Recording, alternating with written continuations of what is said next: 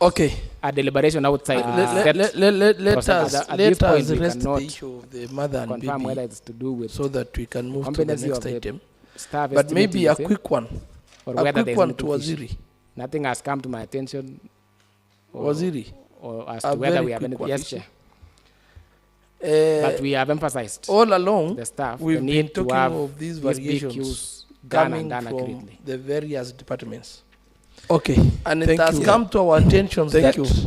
maybe now we shall move to the next item, and I will call upon Mheshimiwa Tolole an issue. The industrial park, and just ask Waziri whether there was value for money on that project. I know you come from that place and you've been to that place for so many maybe instances. Is there value for money? And how much has been injected to this project today? Of course, there will be good use from this. It will benefit the people of the area and by extension the Nandi County. So I have all the reasons to believe that there will be value for money for this. What has been the budget for this was 520 million, being funded both by the county government and the national government. It is a joint project that is being implemented by both levels of government. What has been paid so far on this to do with the excavation, the demarcation of the area, the doing of the infrastructure. I mean, the road networks there you can see. And the wall, I think the last time you went, there was no wall. Now there's a wall that has been, the perimeter wall that is ongoing. It has been put up. You can see at that point they are just pillars, but now the wall is now there. So a total of 92 million has been paid. If you remove the retention, we are left with 83, which has actually gone to the contractor. This is a program that we hope it will soon be concluded, of course, with the two levels of government co-funding. If all goes well in terms of the flow of money, this should be able to help the people of Nandi. I don't know whether I've missed a question. And like the 90-something million you are mentioning is the money that was used for groundwork, isn't it? Did you have time to advise the authorities? 90-something million would have done a lot of work in maybe another area.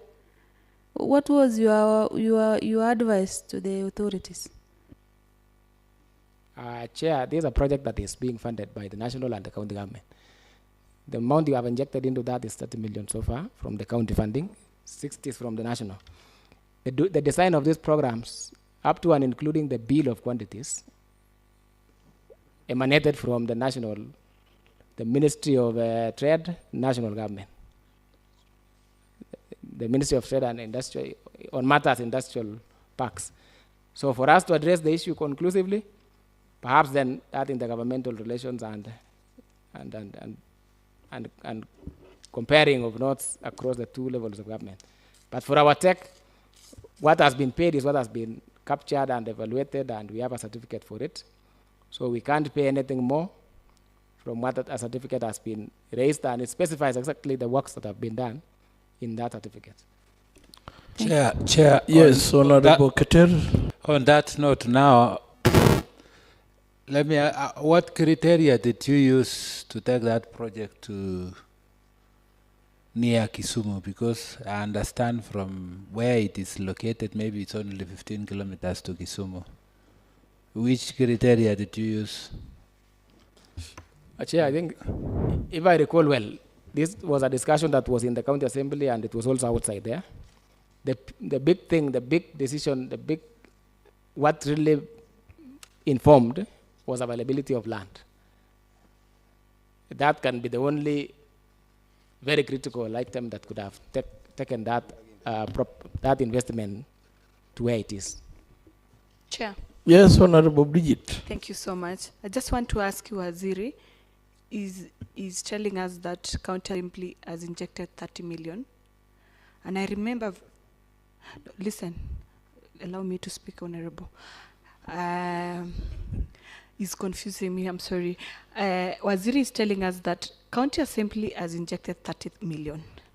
and national is 60. And here we had a supplementary whereby county assembly we really sacrificed and we gave out around 100 million. Where is the other 70 million? Because if you tell us that county assembly and we have really sacrificed, we don't know where 70 million has gone. Kindly Waziri explain to us. Thank you. Thank you, Chair. What I meant is what has been paid out is from the national government. But that money is available. It is still within the budget. That money is not yet spent.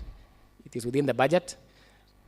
Upon the completion of works and a certificate being raised, we will be settling more certificates in the future. Okay, Waziri, sorry, Chair. Up to date, how much national? How much?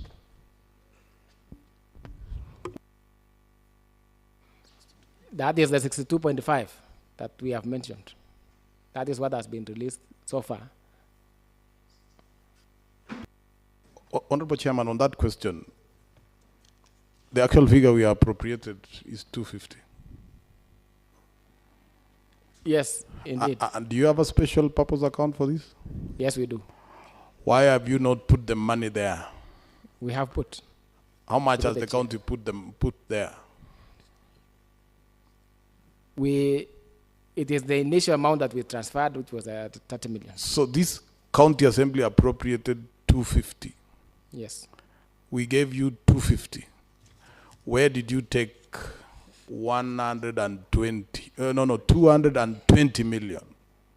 We haven't taken it anywhere. I say it's within the budget.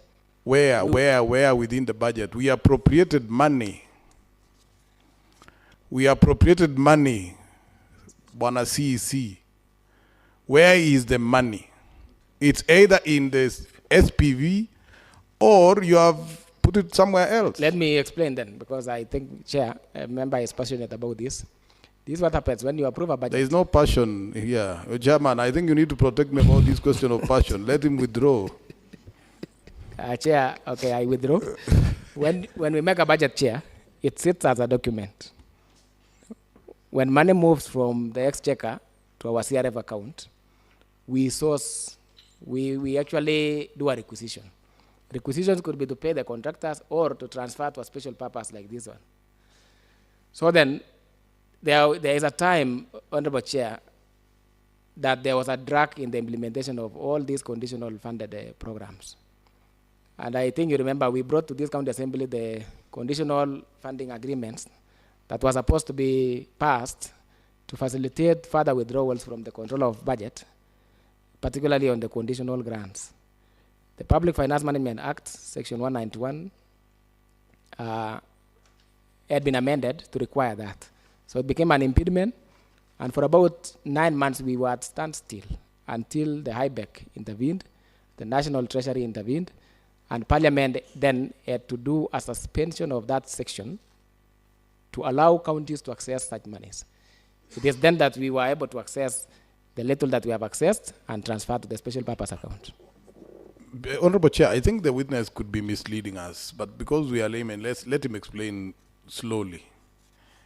Are you saying that the money that we in this assembly collected from all other votes, we collapsed some other votes and did a supplementary, gave you 250 million, was conditional? It wasn't conditional. So why are you talking about conditional funds? We couldn't even access our counterpart funding based on that section of 191. Which counterpart? I mean, when you have a program that is being funded by more than two parties, yours is a counterpart funding. The other one is another counterpart funding. So our counterpart was 250 million. What we couldn't access until we have such agreements. So now you have the 220 in the CRF? You know, money flows. Or is it with the control of budget? Where is it? You know, money flows, Chair. It's like a river. You cannot say the water you that can was only, here now, yeah. Chairman, let him not talk to us about flowing like a river. You can only withdraw money from the CRF account based on an appropriation. And it is here. That is true. So how did you withdraw the 220? We have not withdrawn. Where is it? So is it there in the CRF? No, but money cannot be sitting in the CRF always. It has to move from the exchequer to the CRF. Is there money that you are still is being owed in the national to the national government yet to come in Now, for the year 23-24. Chair, when we budget, if you do a budget and you are unable to access that money, it is not held for you to come and access in the next financial year. You have to do another appropriation. Appropriation lapses. So we can't say then that this money is, it has to be appropriated fresh. So when it lapses, the money remains. The money in the CRF does not lapse. Show us in the law where it says the money in the CRF lapses. The money that goes to the CRF does not specify that this is for this project. It doesn't. It Maybe- only happens when you Okay, have got okay, honorable members, Chair. maybe for a better understanding. Chair. Yes, Honorable Kogo. Maybe allow me to ask you, Waziri. The amount said is in the budget line, and maybe there is account called special purpose account. So you could just tell us, is this money in the special purpose account? And as you answer that, my other question is, who was given the contract on that project? And maybe, what's the timelines? Or when do we expect, or the residents of this county expect, this project to be complete and operational?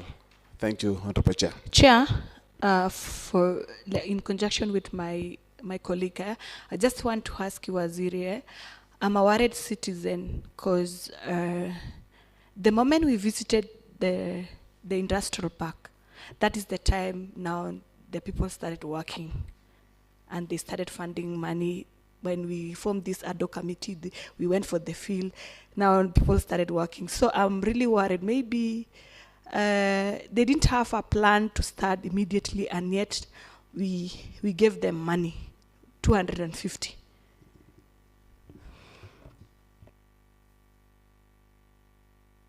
Okay, Waziri, there is the issue that has been raised by the honorable members, and maybe before you respond, I'm seeing Honorable Bet also, so that you respond all of them.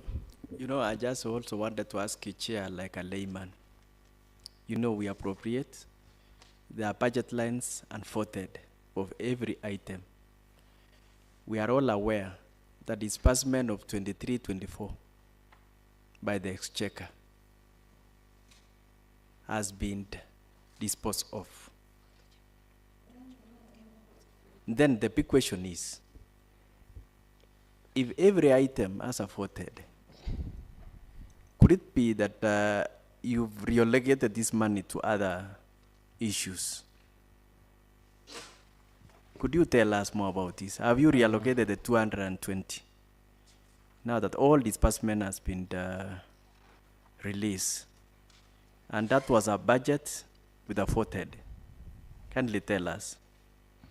Thank you, Chair. Chair, what happened, and by the time we closed the year, we had not received the disbursement for June. It came in July.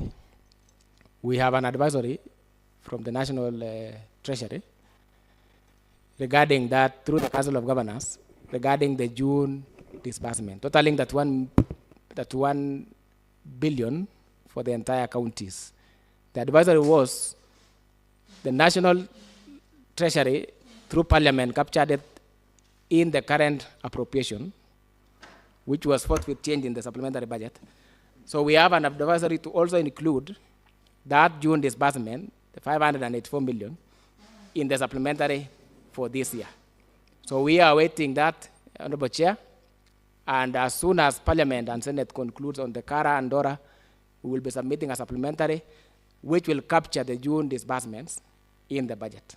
And that will include this item under KIPE and other items under pending bills, which we mentioned in the morning. And so now the money is in the CRF. Is that what you are confirming? Can we, when we see the statements, we would find the money there? No, you can't find the money there. So where is the money? It will require that we go through a session to understand the cash flow management and flow of both national and counties. You will be telling us about that. We will ask you that question about cash flow management. But just briefly, you know, the way you would tell a lame person, where is the money? Waziri, I think so that we also understand this thing better. Yes. You are on record, and you said in the morning, all the disbursement by the exchequer have been done for the last financial year. Is that correct? Yeah, that's correct, Chair. Now, the amount that is being talked about here is the same amount that was in the last financial year's budget. Is that correct? Yes, that is correct. Now, where is the money? Or maybe through the chair, maybe the chief of SAC can explain. And that's the question why we said, Chair, when money is released from the exchequer, it comes to And the Honorable CRF. Chair, you can put it in Kiswahili. Kiswahili. Why? Chair, you want me to do it in Kiswahili? No. I can take You it. proceed, Waziri. You know, I can take it up. you will be floating the standing orders of this honorable house. Sure. This is what happens, Honorable Chair and members. The National Treasury releases money to counties' CRF accounts based on a disbursement schedule prepared by the National Treasury and approved by the Senate. That schedule is a breakdown of all the shareable revenues that will be coming to our county government in that financial year. And for us, it normally oscillates around 584 and 620 million per month. When we receive that money, it is then upon you as a county, both the county executive and the assembly, to expend by settling what then is outstanding and what then you consider is urgent to you. When that money comes, then the KIPE thing was not ready. We were unable to access it because of those technicalities in law which I've explained. And we had other programs that were running up to and until end of June, when then the funds for the final part of it, which included the 220, came. Unfortunately, we cannot go to the control of budget to requisition that 220 until this county assembly appropriates. So when the money came, it was not marked as KIPE or programs for last year. It was marked as monies to the county government of Nandi, to the CRF. And when they arrived, we already have a budget that this county assembly has approved for 24-25 financial year, and we had items that were due for the month of July, for the month of August, for the month of September. And those are the items that were settled. In the next few weeks or months, we'll be bringing a supplementary to capture that. That is then when another tranche of money that comes, we can then transfer the 220 for the KIPE and any other item that remained unsettled for last year. Thank you, Chairman. Okay, honorable members, let us Maybe proceed to another lastly- item. Chairman, it is Maybe better lastly, Chair, Yes, honorable. about that project of industrial park. Yes.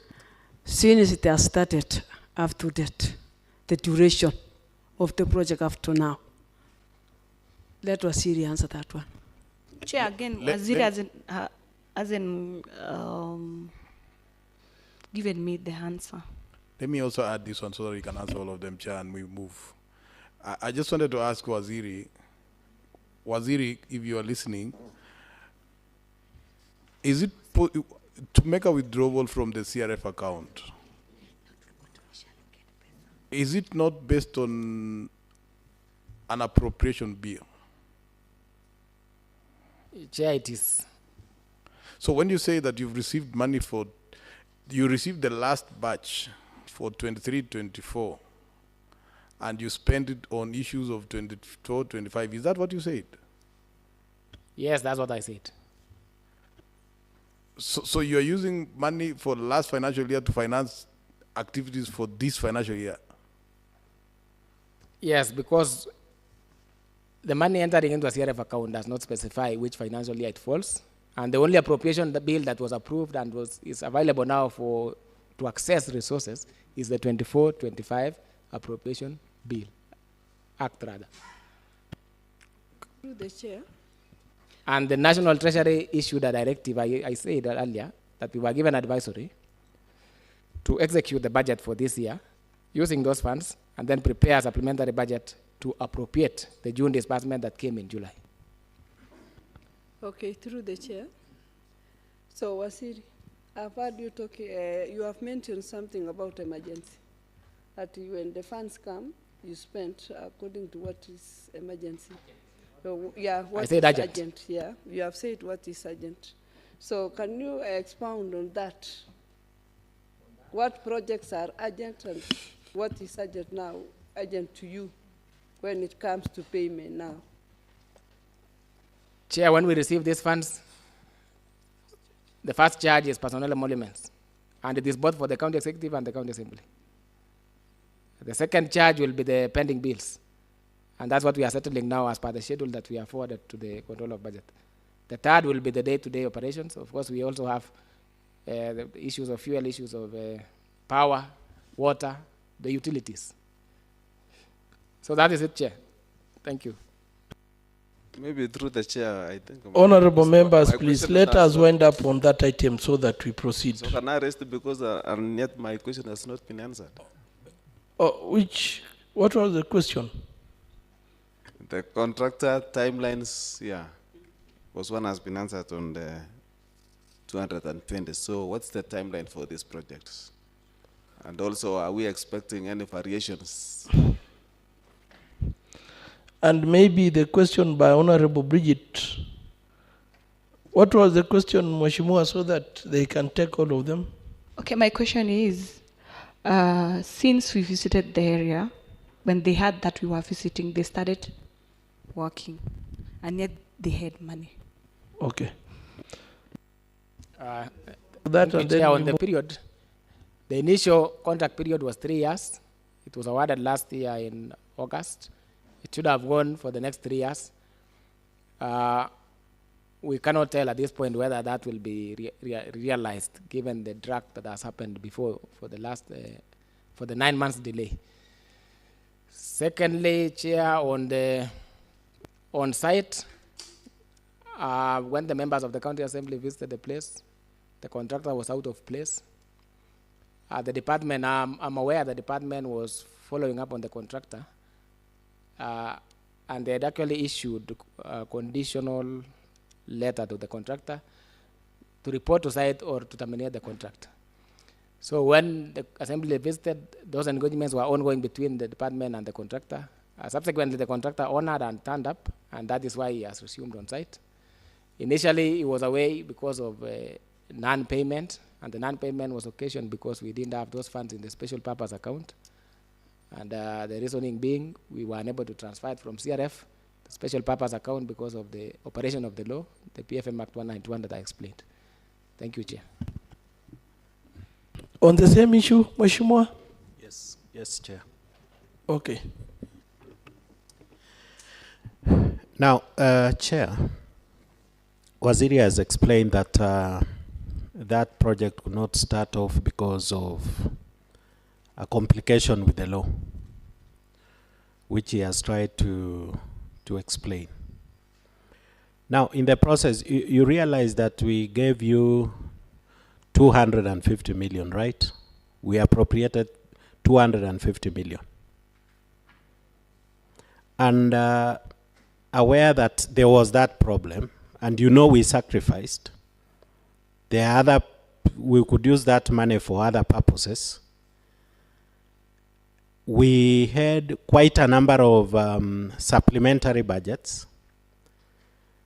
And Waziri being in charge of the department, you couldn't come back to us to tell us that because of a complication of the law, perhaps we could assist you use that money elsewhere so that the financial year has ended, we've not utilized the money, and that money had been tied in that project.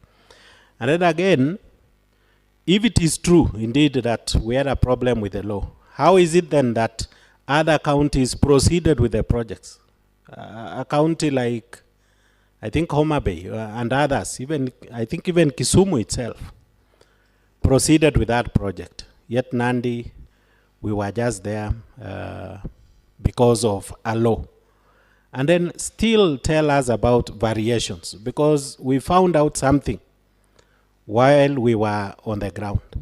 And it seems I don't know whether you are not aware or something, but the variation that has been recurring in other departments is also present there.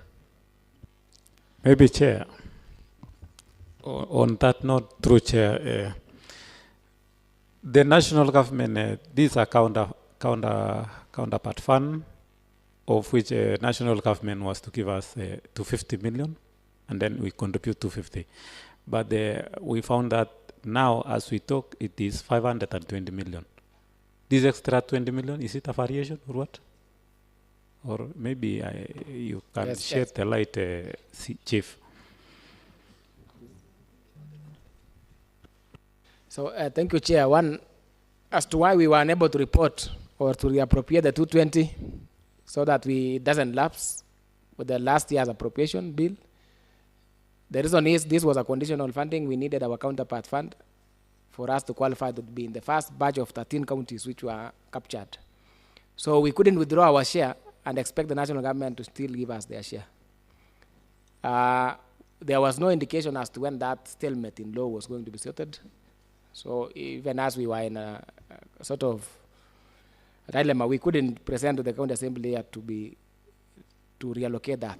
If it was just a project that was being funded within us as a county, perhaps we would have done that. But it was a requirement that we maintain that in the budget for us to sustain our space among the 13 first counties in that program.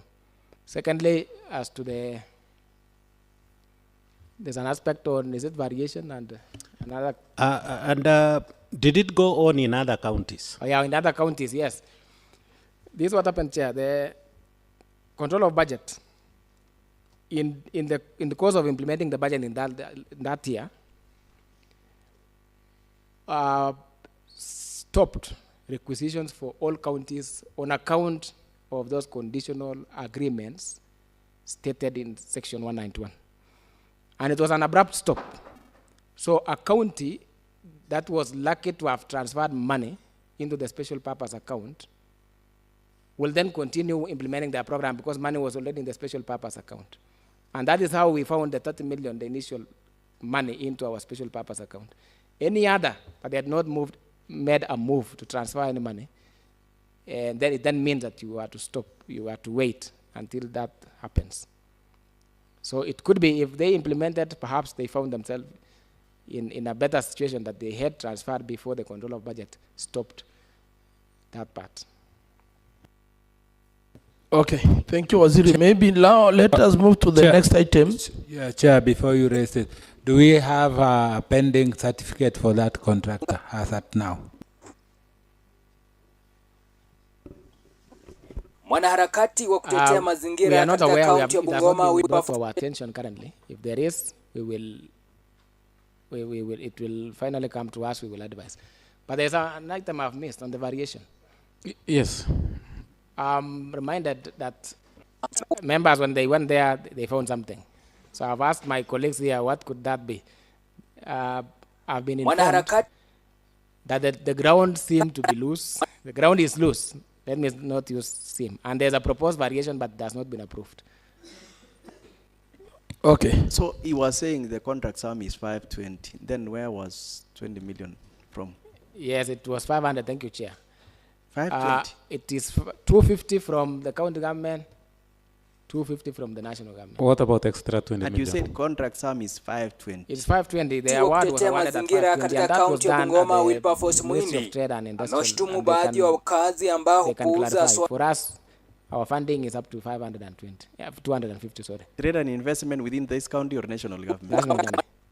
Mwanaharakati wa kutetea Okay, mazingira thank you, katika honorable kaunti ya members. Bungoma, Maybe now we shall move to the amewashtumu baadhi ya next wakazi ambao item. hupuuza swala la utunzaji wa misitu. And maybe I will direct Mwanaharakati wa kutetea mazingira katika kaunti ya Bungoma, Wilberforce Muhindi, so that amewashtumu baadhi mwanaharakati. Can I go first?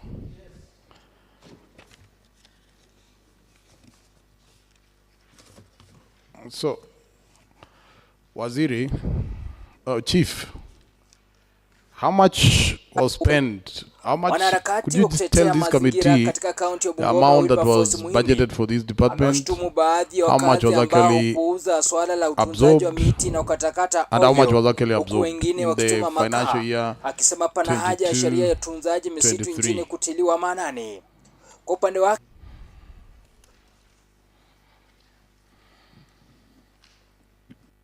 Kwa upande wake Daktari Isaac Misiko amesema kuwa serikali inastahili kuhakikisha jamii inashirikishwa katika suala la utunzaji wa misitu nchini kama hatua mwafaka ya kukabiliana na tatizo la mabadiliko ya tabia nchi. Nikiripoti kutoka kaunti ya Bungoma, langu jina ni Alex Wekesa. Thank you, Honorable Member, through the chair. Maybe we'll need to refer to the financial statements that we've submitted, referring to the expenditures and absorptions. I was hoping you would give me. 22-23? Yes. I wouldn't wish to give a figure that I'm not so sure. Waziri, you seem to be quite knowledgeable for these matters. Okay, can we have the budget, please? What was the budget?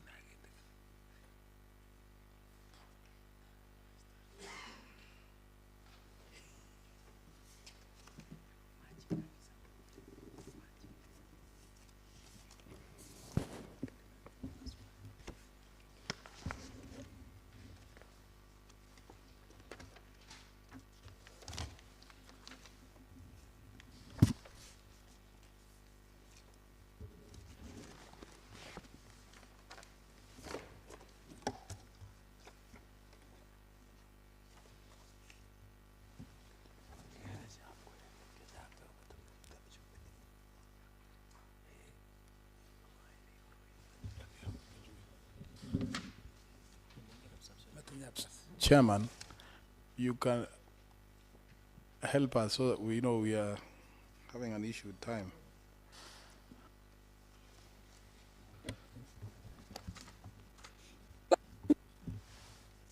Watu pamoja alafu anawafundisha umuhimu wa mazingira. Na hiyo ukiamka asubuhi tu wamekupa pesa.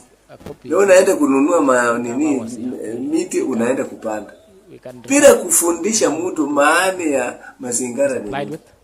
Hakuna mtu ila ambaye atafanya nini mazingira. Lakini hii wangechukua pesa ile wanaenda kupanda kama kulo kamoja wanapanda upande gani. Hiyo pesa wangekuja alafu walete nini village elders wawafundishe na elders waende kwa nini ground 509,000 the community. The community kwa ikifundisha kama tuna mzee mmoja yako na shamba yake kama eka 2 na wanamueleza ya kwamba wewe panda miti 100 kwa shamba lako na upande miti ile ambayo iko friendly kwa chakula. Tuna miti mingine kama Elgon kama nini. Yes, chair, but you see I needed na mito iko na chemchemi. Sasa hiyo ukipanda hiyo miti ile I don't have it. Hivyo kile mimi ninaomba tu maoni yangu. Anyway, ninataka next time. So we have another figure of the actual absorption of 264. That's what you have given us. You have given us. The control, what you gave to the control of budget.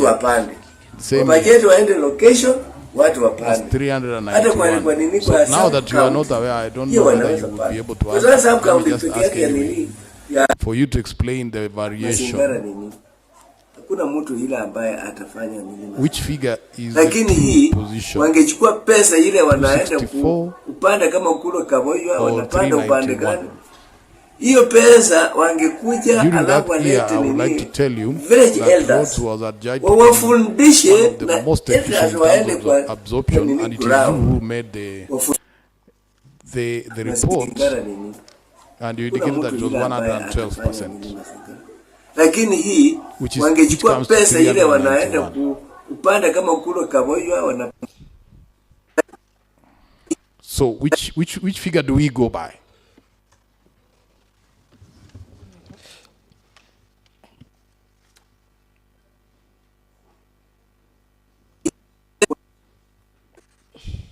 I think, Chair, it's hii wangechukua pesa ile wanaenda upande kama kulo Kaboywa wanapanda upande gani? Hiyo pesa wangekuja alafu walete nini village elders wawafundishe na elders waende kwa nini ground. So are you confirming that the report from the kama tuna mzee mmoja ako na shamba yake kama eka mbili na wanamueleza ya kwamba wewe panda miti 100 kwa shamba lako na upande miti ile ambayo iko friendly kwa chakula. Tuna miti mingine kama helicon kama nini kama Waziri, do you agree with me that before you miti mbao hizi miti mbao itaharibu shamba, lakini ukipanda Kikelia prunas kama hii ya Kikelia prunas. So do you agree that any report from that office is hata ukipanda ndani mahindi position of things? But there are occasions where we have even written to them to make certain adjustment based on what we actually know and what they have offered. So even if it is, let us avoid the issue of 112. Let us come back to the 100 mark. Yes, Chair. I think let Honorable Maina proceed. You came to 100 mark, but I wanted him to explain the 112. And to the best of my knowledge, you did not contradict. In any case, it says that the source is county treasury. That's what the report says. 112. And don't be worried about how the money can be. You have just told us right now that money, when it comes to CRF, is not marked roads or health. So why are you surprised? River itself. I'm not or it is not marked ghost worker. It is not marked like that, is it? I haven't gotten the question. So I wanted you just to explain the differential. Which one do we go by as a committee? Sheria hizo ziwekewe maanani. Sehemu za chemchemi za maji wasipande miti ambayo inaharibu. Hiyo sheria ya kukata miti, kuchoma makaa itiliwe maanani na serikali, ili miti ambayo iko hifadhi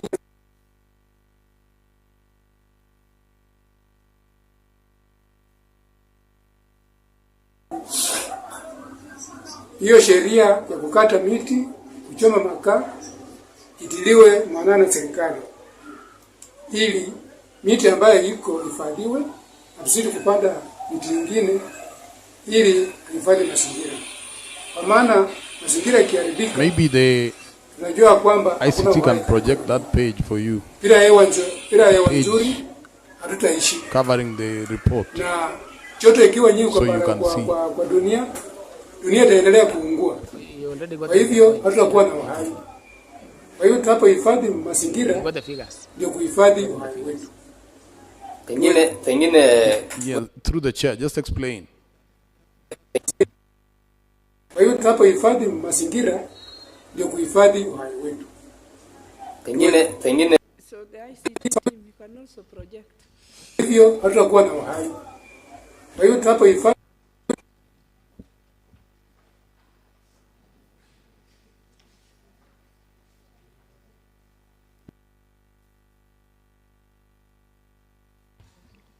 maybe we could be referred to the page rather than that, if you have it.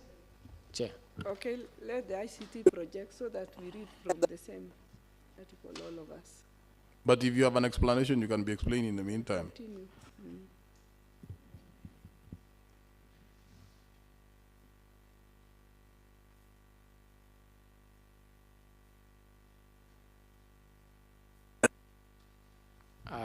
I'm consulting the team here. Just 1 minute. Kule Kaboywa wanapanda upande gani? Hiyo pesa wangekuja alafu walete nini village elders wawafundishe na elders waende kwa nini ground wafundishe the community. The community kwa kifundisha kama tuna mzee mmoja ako na shamba yake kama what was reported by COB should just na wanamueleza ya kwamba wewe panda miti. Maybe you can also guide us. When COB reports there, does it give you the figures you supply? Or they get from the requisitions? Kufunika sasa ya kwamba wamepanda nini wametengeneza hili from the requisition figure. Na hiyo haitasaidia mtu and they also corroborate sasa ukitaka kufanya vizuri wacha wapakete pesa wapeleke kwa sub location watu wapande. Wapakete waende location watu wapande.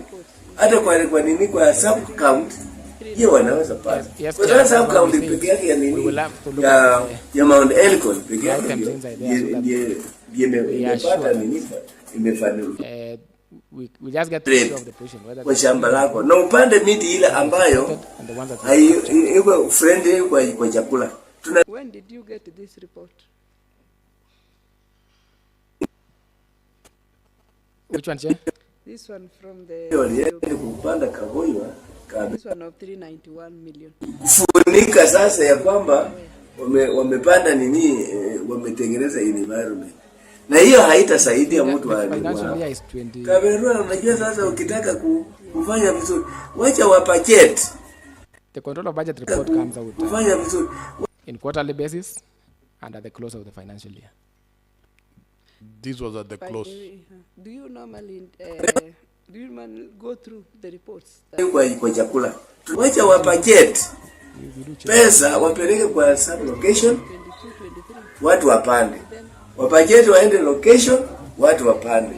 Hata kwa nini kwa sub count hiyo wanaweza panda. Kwa sababu sub count pekee yake ya nini it is on wanaweza panda. Kwa sababu sub count bring it closer.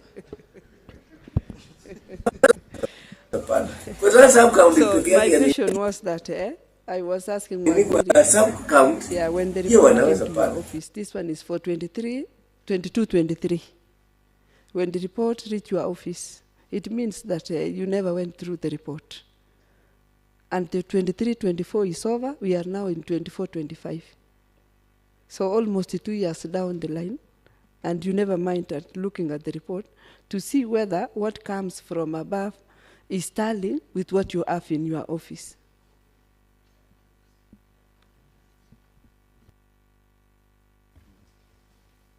Chair, we go through the reports and we engage with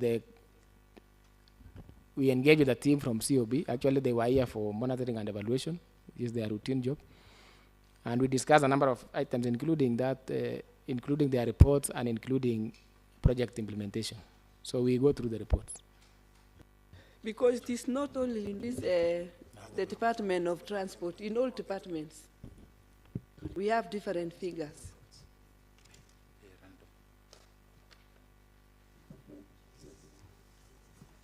So through the chair, maybe there's one other thing, Waziri, that I would be surprised. If I was to accept your figure of 264, there would be a residual amount of 92 million, which was not absorbed out of the budgeted amount. And considering that Wananchi really suffer very much, and considering also that you are in charge of planning, I would really feel that I am at a loss. Why would the county not use the money for roads? And when Waziri comes here or anybody else you hear, that they are saying we really do not have money. Yet there's this amount that has been budgeted, and you are talking about, if your figure, the one you have given, is correct, then we would be having a balance of 92 million unabsorbed. If the other figure is correct, it means you consumed more than 100%, but there is nothing on the roads. There's nothing in the ground. So something... Chairs, because that one has been very difficult to be answered, I think we can progress. No, if it needs clarification, it was not no, a question. I'm happy. Let's go on, Chair. It is. Chairs, another question that I want to... I think that is the... Yes. That is the budget that has been projected. Report from COB, and I think the highlighted area is the one that discusses that. Just a section of it.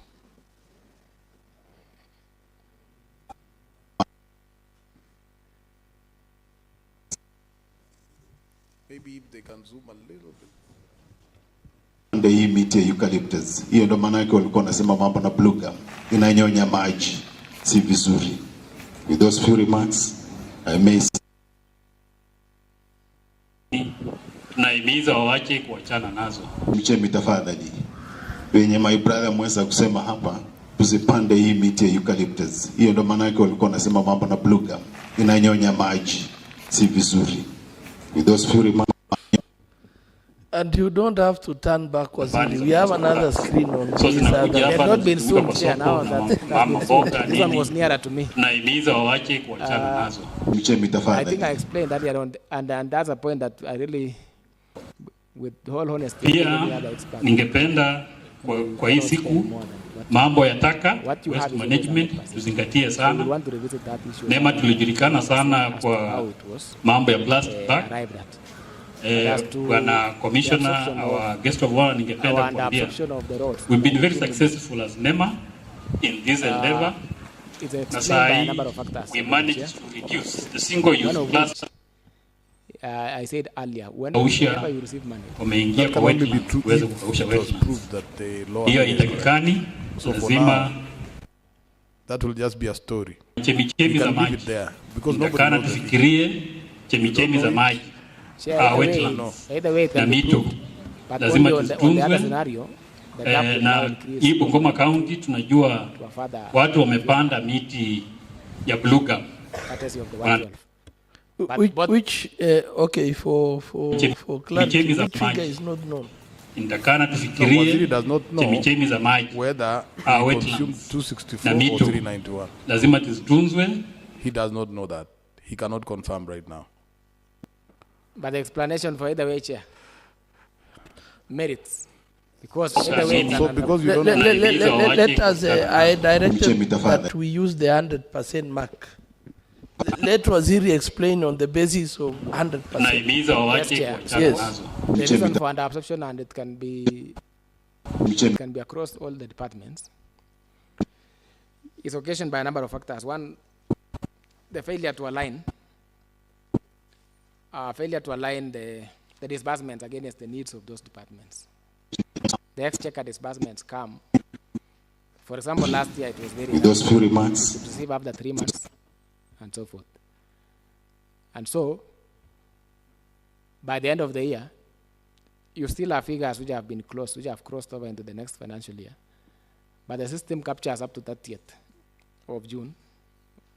And therefore, you will not be able to report the other figures that would have skipped to the next financial year. Secondly, even if those money come, when the money comes, you will find competing priorities, particularly on personnel emolument.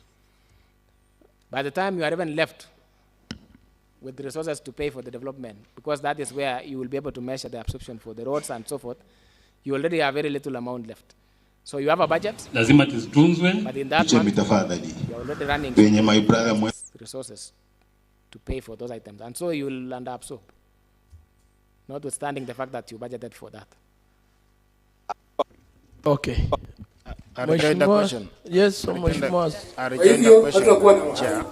What was pia kuna chemichemi za maji. Does it then mean chemichemi za maji the section of personal emoluments na mito lazima tuzitunzwe. Has no budget. It relies on any money that comes from the national treasury. Usipande hii miti ya eucalyptus. Hiyo ndo maana yake walikuwa wanasema mambo na blue gum. Inanyonya maji. Si vizuri. Yeah. Kwa upande wake Daktari Isaac, I think the last 2 years has been not so good here. Maana mazingira ikiharibika eliminated into the exercise that is now ongoing. Pia kuna chemichemi za maji. It's a talk that we all have to speak honestly about it. It has a budget, but that figure kept on escalating month by month to a level where us in finance, we felt it was becoming very heavy. And we had to advise for the relook or the checking of that wage bill. What did you mean? What was escalating?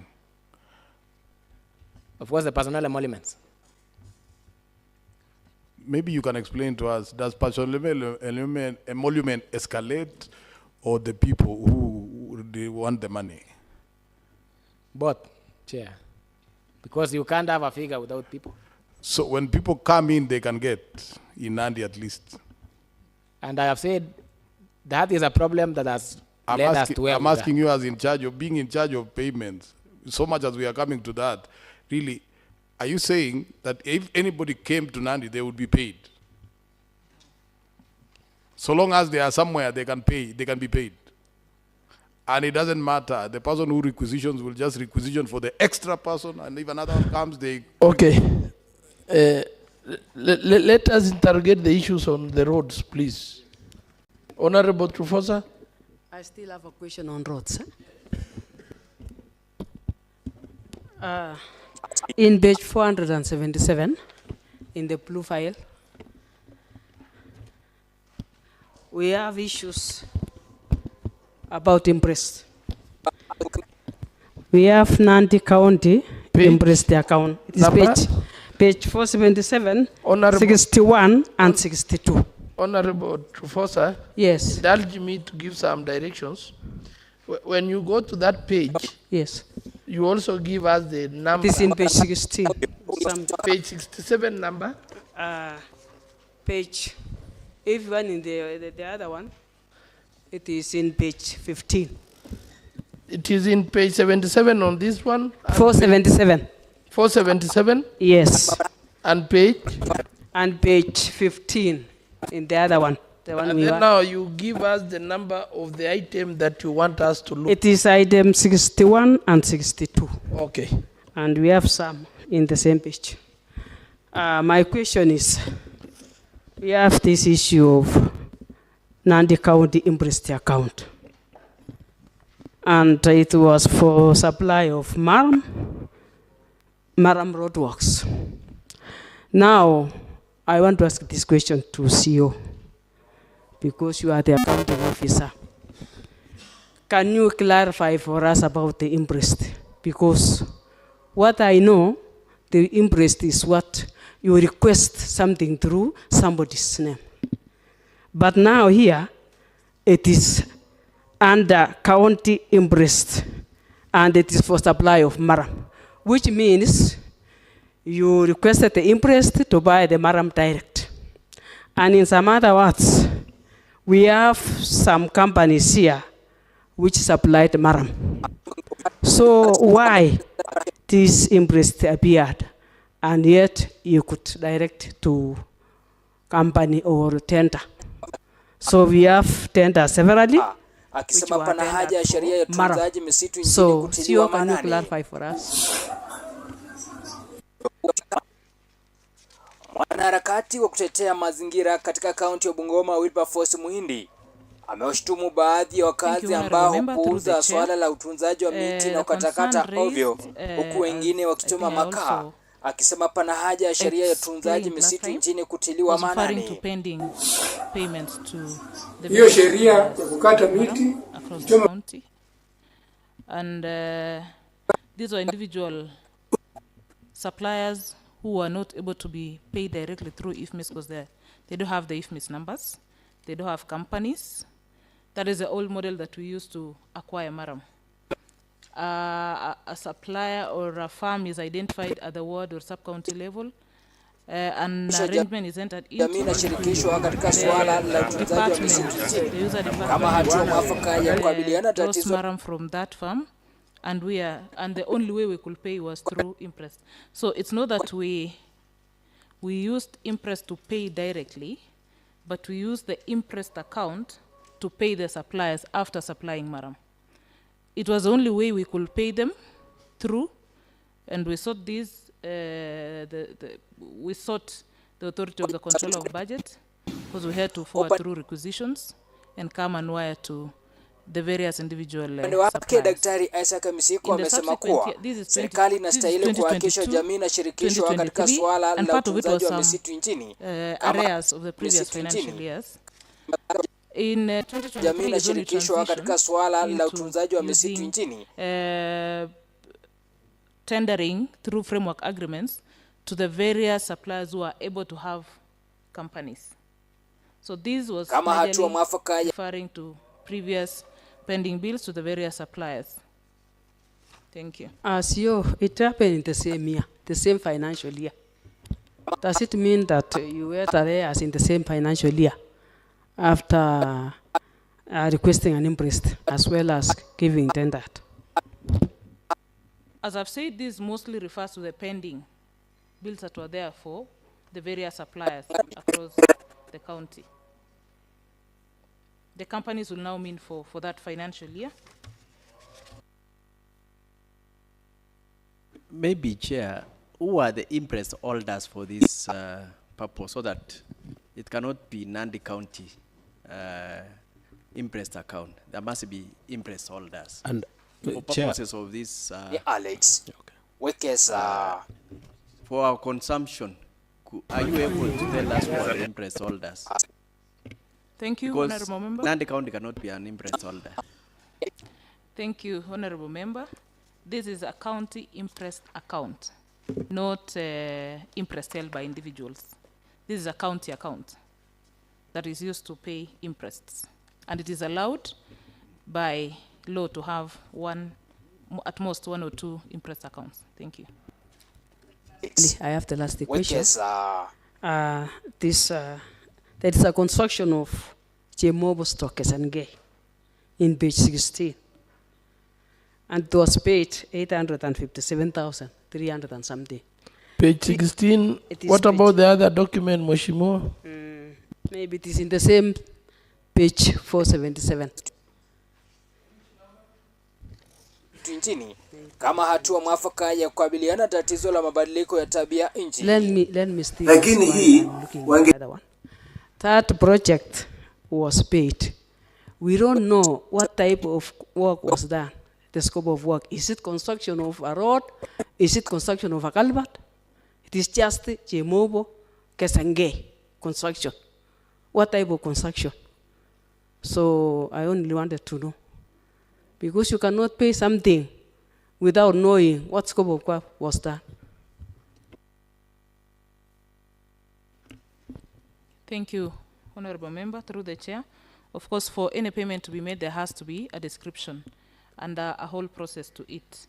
For this case, it has not been made it clear on the type of work that was done. I would maybe suspect that is a culvert, but allow us, we can submit additional information on the same. Thank you. Honorable Chairman, on the question of the interest, maybe this chief needs to explain to us a little bit. What did you describe this account?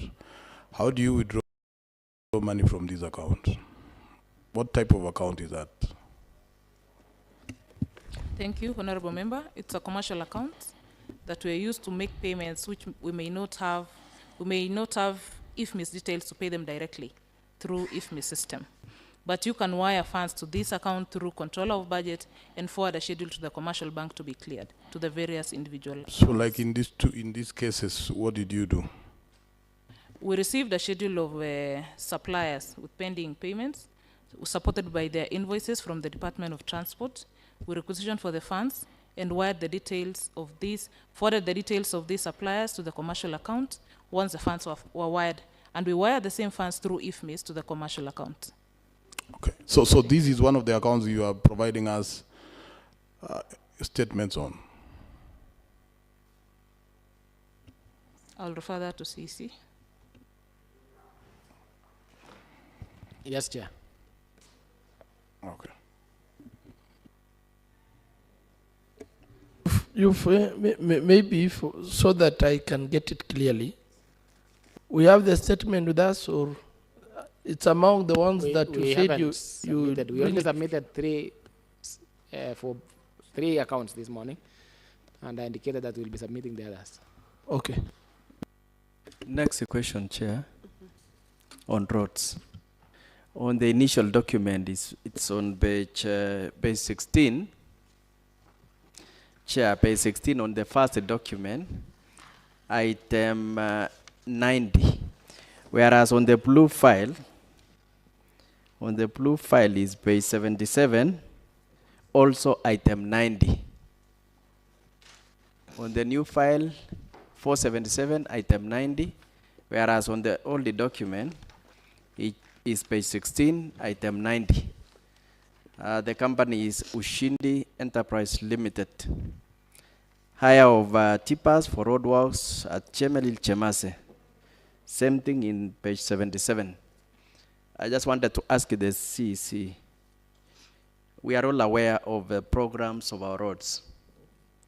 And I also serve in Committee of Transport and Infrastructure. There's no single day that we've hired tippers for purposes of roadworks. I don't know how this hire of tippers came into this document, and it was paid 1.1, 1,179,310. I think the same figure, I don't know whether the figure is the same, and yeah, the figure is the same. Have we ever hired a tipper in Chemelil, Chemas, or any part of this county? Yes, Chair, this was hired in Chemelil, Chemase. It was a pending bill for the previous financial year. That time, I was the sitting member of County Assembly. Bill? It was a pending bill? Yes, Chair. Thank you. Maybe before we move from the Maram, unless we will be coming back to it, to your knowledge, Chief Waziri, how much was budgeted for Maram during that financial year?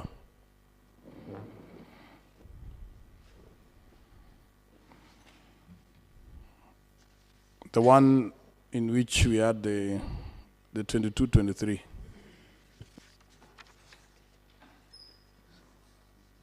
Okay, can the ICT please, can you project to us the budget of that financial year on the template of roads? Chair, allow me as ICT projects. I wanted to understand also these suppliers for Maram whom we entered into contract with. Without them having the relevant IFMIS number.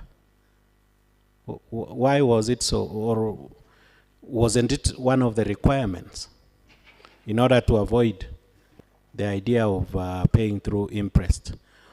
Or maybe that was a requirement while sourcing for these suppliers, but perhaps the affected suppliers had something special so that they had to be considered anyway. Chair, through Chair, my question to the CC and Chief. You find that some other words we didn't for a case study. My word, I didn't receive any Maram. Even a small spoon of Maram, Chair. Are we going to blame now? Is it the accounting officer for roads, or the one who paid? Are we going are we going to blame? Because already the Maram has been paid, At the same time, some of us and many other wards, we didn't receive Maram. Is it the Department of Finance or the Department of Roads? Okay, can we have the projection of that budget? Can you zoom it, please?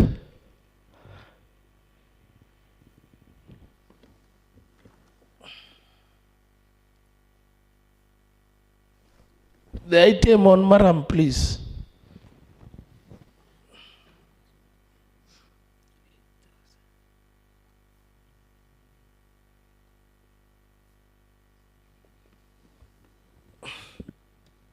So it was 8 million.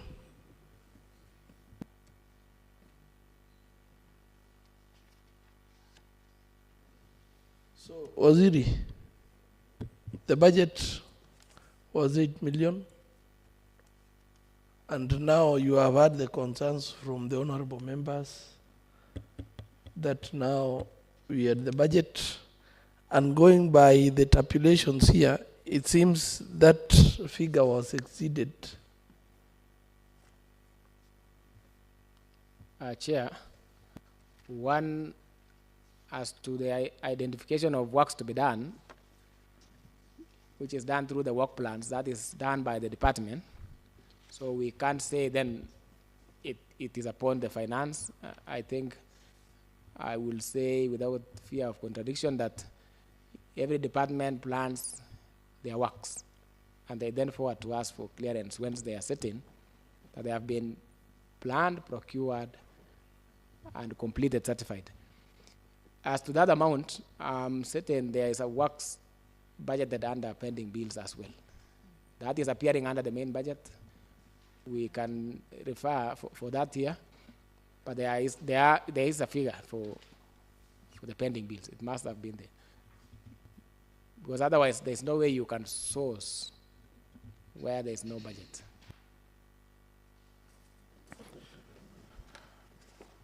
So how much was it? Maybe you can take us through it quickly. You know, I don't have the privilege of having that budget. That's why I even asked for to be assisted. If I had a copy with myself here, I could be referring from time to time. And maybe, Honorable Chairman, I know there are other questions that have been asked also. I wish only to remind the Honorable CC that apart from anything else, you might be a head of department, but you are also a member of SEC. And I wish to remind you that SEC is the body that is charged with the delivery of services. And one of the principles is fairness and equity, including transparency. So that, and now you are a planner, economic planning. One of the things that should happen with the county government is socio-economic development for all areas. So if you hear an honorable member saying they never saw something that was planned in the budget, and you are a planner, what comes to your mind? How do you feel about it? Do you even plan for us? All the 30 wards, you as a planner. And when you are paying, do you ensure that everybody all over, when you are paying projects, do you ensure that there is equity? Okay, through the chair. Chair, the budget would be done by way of public participation. Members will give, when we have estimates for the budgets, we will go to the field and meet the people per ward, and they will mention what exactly they wanted. The same will come and arrive at this county assembly, having been approved by the county executive committee. The skewness of it, the skewness in terms of allocation of projects across the departments was noted by the government, in the sense that you could even have a ward that has done more roads and another one has not done has just done a few roads. Because of those inadequacies, His Excellency the Governor spearheaded another model altogether, and the model that you approved in 2023, which is the Equitable Development Act, which now is resource-based. So we allocate resources per ward, and the wards then identify what they want. But the model that was there, that is available in the planning models of reaching out to the people and asking and inquiring, seem to have brought a lot of skewness. I know members are aware that they approved those budgets. They were captured as so. They were executed, but then you will still find where another ward has more projects than another one. If you text talk, you realize there's a problem.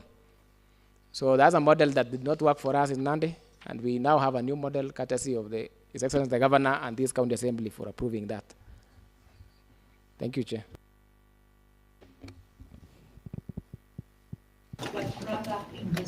Honorable Su. Thank you, Chair. Mine is not a question, but a point of information. There's a project that I had asked earlier in the morning, the Murutoke Tam